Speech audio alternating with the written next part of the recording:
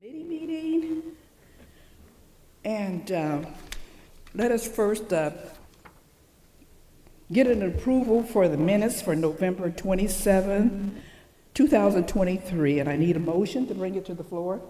Terry, and a second. Danny? Thank you. Are there any comments, questions, concerns? Okay. All those in favor say aye. Aye. All those opposed, and there are none. Thank you. And let's move on to the informational items. And I'd like to start with our county clerk, Miss Rachel Parker. Good afternoon Good afternoon. and Happy New Year to everyone. Thank you. There's no additional information that I can give you on the report that was presented in your packet, but if you have any questions, Okay. I will answer. Okay. Any questions, comments to Ms. Parker? I do have a question in regards to your online service. What does it look like today? I know you've done a number of things already in the year 23. And so what does it look like today versus previously to that? I think it's picked up a lot, especially with COVID. And even before I came on board, a lot of the things were already online. Yes. So it's just really picked up, I think, because people just are not coming out. Great, great. But as far as offering anything new other than our mobile app that we Where was that? strange. There's no additional information that we've put out there. A lot more accessible as well. Yeah, great, good, good. I know I had an opportunity to pick up many of the directories that you have, and I passed them out. They were much received. So I say thank you again for those. We've had lots of comments on those. People are enjoying Yeah, it. yeah. This is very sensitive. This mic. Thank you. Okay. If there's none other, let us move on to our County Election Commission, Miss Elizabeth Gannon.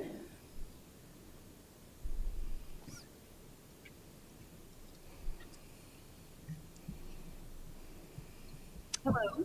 Hello. So filing was a few weeks ago. I feel like there's so much that's happened.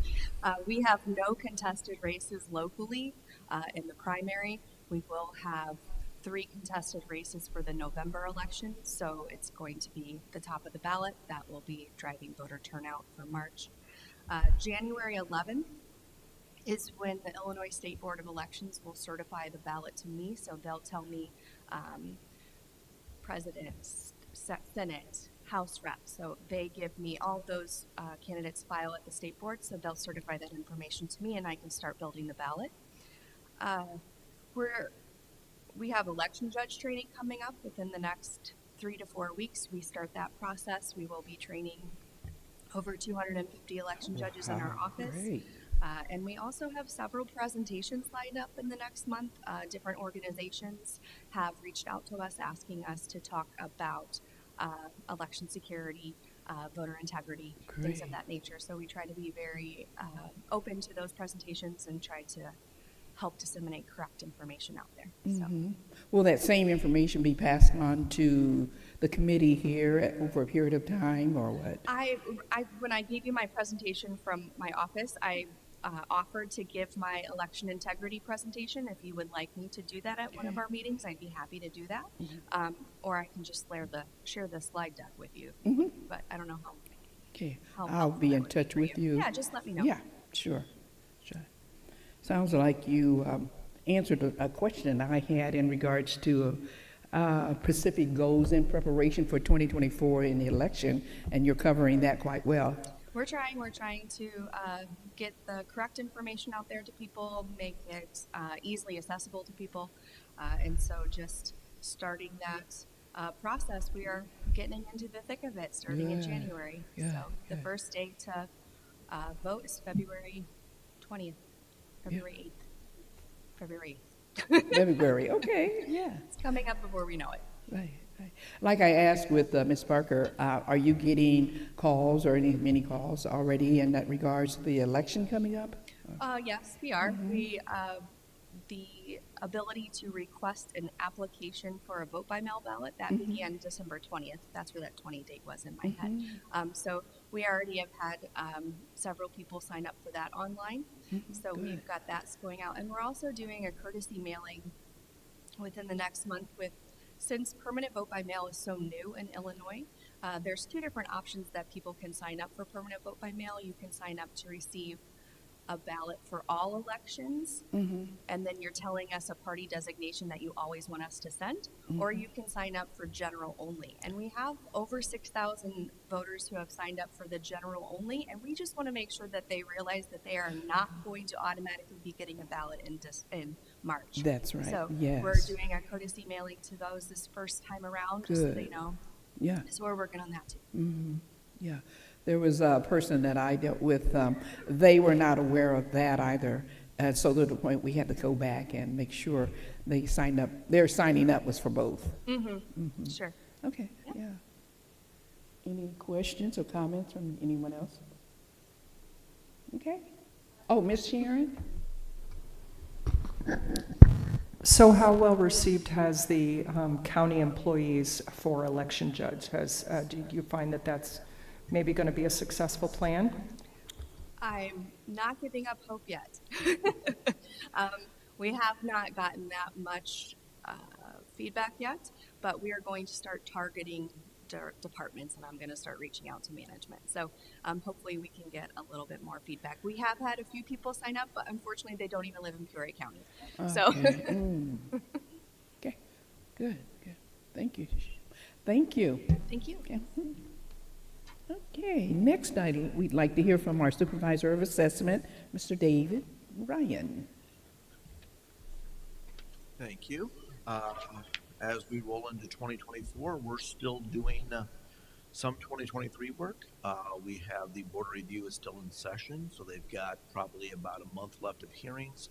After they're done with hearings, then we tally all of the numbers and send that to the Department of Revenue, and they in turn hopefully approve that and send that to me and the county clerk. So that's how kind of the tax cycle works. So that's where we're at. Yes. Hopefully that'll be completed. Board review should probably be completed in about a month or so, and then by the time the state approves the final abstract, that's usually around March. So March, yeah. that's what we're looking at. It'll go to the county clerk and then go to the treasurer for the tax bill. So that's kind of where we're at with that. For 2024, we're starting to update our forms and get those on the website. We are totally changing our senior citizens assessment freeze form. We're trying to make that a little easier. The last several years, it's getting more difficult for seniors to fill out that information in the state form that they've provided. So in conjunction, we kind of worked with Tazewell County a little bit, looked at what their form, they changed theirs a little bit, we changed ours a little bit, so it's somewhat similar. So we're hoping to send those out hopefully in about the next 6 weeks, and that form just went out on the website today. So hopefully in the next 6 weeks, we'll send out about 15,000 of those senior forms, but this year it's only a 2-page form, so hopefully that'll make it easier for the seniors to file, that they don't necessarily have to come in and get assistance on filling all those forms out. So that's what we're looking at. So hopefully that goes over well. We'll see. It's the first year of trying this, so we'll see how that goes. But otherwise, that's about all we got. Yeah. What does that senior form look like? I mean, how is it so different than previously? Well, previously we had it folded. It was 6 pages worth of form. It's a state form, so there's quite a few instructions on there. And basically what it was doing is asking for all your income information and having you fill that out. A lot of seniors did not know how to do that. They would try to take it to their tax preparer. Some seniors don't prepare taxes, so it makes it very difficult for them on how to file that. Yeah. So what we did is we talked a little bit to the State Department of Revenue and said we're looking at changing our form. We talked to Tazewell, looked at what their form change was going to be, and we kind of looked and said, okay, we can adjust our form. And to the first-time filers, they will just have to provide us with some of their tax return information, which is limited. But the other people, we've had people that making similar. Well below the threshold of $65,000 for years, and to make them go through that whole process was very difficult for for them. So we try to make it a little bit easier, and I guess I'll let you know in several months how that's going. How's that's going? Great. I'm sure that's much appreciated. Yeah. Any questions, comments? Let me see here. I'm sure I have something. Oh, okay. Question. Is there anything that you would like to see more from taxpayers for the year 2024? Different, but obviously I see the one with the seniors. Yeah, that's definitely a That's the plus. biggest issue we've had. I mean, we've worked with putting, obviously, all our information is online, and we still encourage Yeah, people to file sure. online. But what we're finding is a lot of seniors do not use that. Yeah. And a lot of seniors we talk to, the low-income seniors, don't even have access or don't really know how to use the computer that well. So they either want stuff mailed or actually they come in. They don't even necessarily like to mail it back. They actually like to come in to make sure that it has been filed. And I remember asking people, because we'll send these out in January, February, and no matter what we have people come in. And they say, if anything happens to me in the next few, I want to make sure this is done. Yeah. So that is why they like to come in. So Sure. we still have a lot of walk-ins that actually come in and Good. file. Good. Yeah. Sounds great. Yeah. Anyone else? Yeah. Well, thank you very much. Thank you.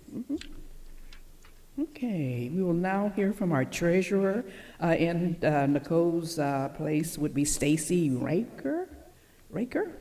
If I'm saying it correctly? You are, thank you. Okay. Happy New Year, everyone. Yes. All right now we have finished up all of our distributions for the year. Our 2022 payable and 2023 real estate taxes are all done. We're now looking forward to our new real estate tax bill Of here. course. And now we are in the cleanup stage of this year for our upcoming audit. And that's all we have right now. Okay. Any questions, comments to Ms. Raker? I do have one question. I don't know if that's something you may be able to answer, or Nicole. Have you noticed a decrease or increase in delinquent taxes? In the what tax? The delinquent taxes? It fluctuates year to year about 1 to 2%, so it's pretty much in about the same range as the previous year. Okay, yeah. Yeah. Okay. Anyone else? Thank you. You're welcome. Yeah. Okay. Now, our Veterans Assistance Commission, Mr. Mike Brooks, he will not be here, but I would like to give some information that he did send to us. In reference to the Veterans Assistance Commission Peoria County 2023 Annual Governor's Report 002, it has been sent to Governor Pritzker's office. This is something that his office, Mike Brooks' office, does. They do annually, and the report is available on the VAC's website. If you go out to their website, you will be able to see that, and if you'd like to print it off, you're free to do that. And of course, Mike indicates that if there's any questions, comments, or concerns, feel free to contact him. Or you can reach out to me, and I'll try to do the best I can. Any questions or comments? Okay. Thank you. So let us move on to our resolution, and we do have the Peoria County monthly resolution for December 2023. And can we get a motion to bring that to the floor? Ms. Sharon Williams, and a second, Terry Rulin. Okay, are there any questions or comments? Okay, and there were 28 transactions total, 25 SAL sales, and 3 surrenders. Okay, if there are none, let us put it to the vote. All those in favor, please vote aye.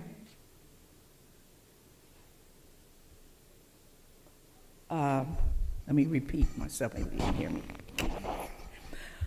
All those in favor of this resolution for the delinquent taxes please vote aye.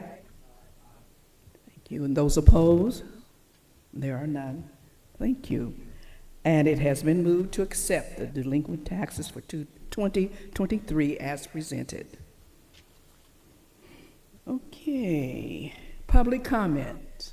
There was no one signed up, so there are none. And miscellaneous. Yeah. Okay, I do have something to say here. I first would like to thank all of the officers from the Peoria County who made presentations to us. Much, much appreciated. Great information that you provided, and thank you for taking the time to give that to us to make us more knowledgeable in regards to your office. And I am definitely looking forward to your information that you present on a monthly basis, as well as look forward to my coming to your office. I will call you and make an appointment and schedule a time. Thank you for that. And also, I would like to say thank you to all of you, the Ways and Means Committee. All of you have taken time out of your schedule to be here and to support us. Thank you to Scott Sorrell and your staff, to Jenny for your being here, and to you, Jimmy Dillon, for having us here, making the appointment for me and supporting us in this way. I feel that we are a very small committee, but we're making a big impact. If you look around and see the various offices that come under us, that we definitely impact Peoria County. And I do believe that year 2024 will be even greater than 23. So again, I say thank you all in this entire room. Okay, any other miscellaneous? I would adjourn this meeting then. Thank you.